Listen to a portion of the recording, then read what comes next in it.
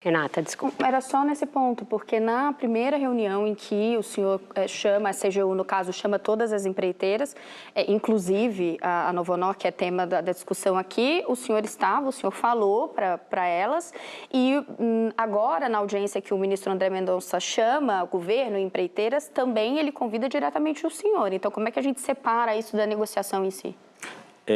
Nessa reunião, eu fui com o objetivo de apresentar a equipe que ia renegociar esses acordos, apresentei a equipe que ia renegociar esses acordos, disse que eram eles que iam negociar esse acordo, as pessoas estavam lá e saí da reunião.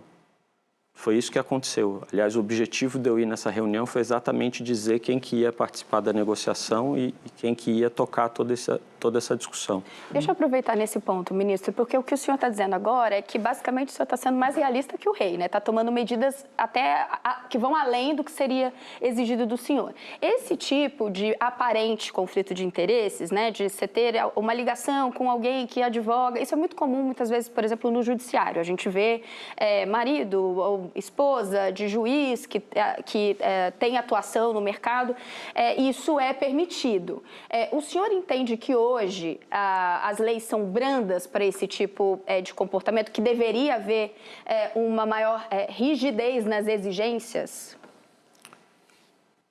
Acho que tem uma questão relevante quando a gente está discutindo conflito de interesse, e eu acho que você foi num ponto importante, que é onde a lei coloca o marco da separação, né?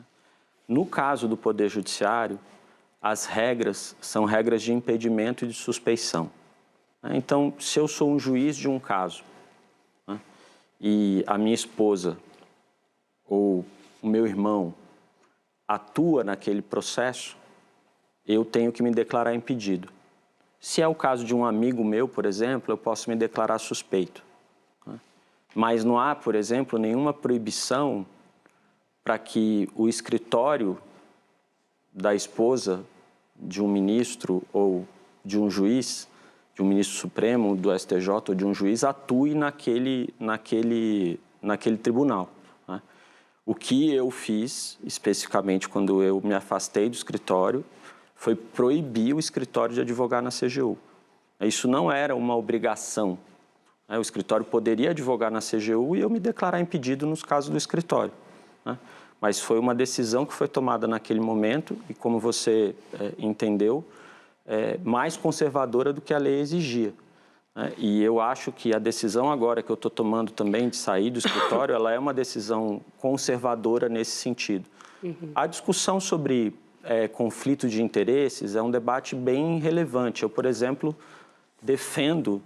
acho que a gente está trabalhando, inclusive na CGU, a gente está trabalhando na CGU numa proposta de alteração legal para mexer na questão da quarentena, né? Eu acho que a quarentena de 6 meses remunerada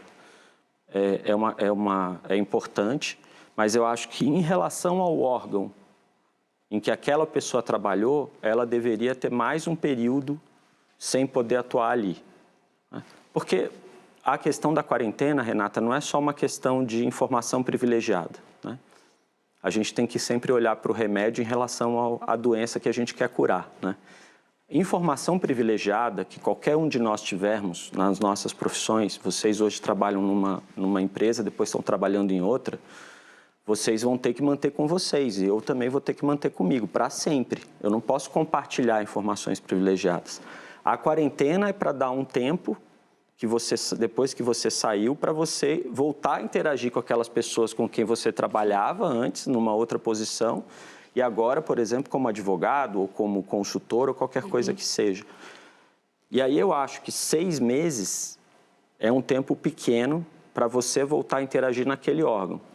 Talvez 6 meses para você voltar a trabalhar em outros lugares, com a administração pública que seja, tudo bem, mas naquele órgão eu acho que o tempo tinha que ser maior. Entendido. Né? Eu acho que deveria, inclusive, nesse tempo maior, essa parte, digamos assim, depois dos 6 meses, não ser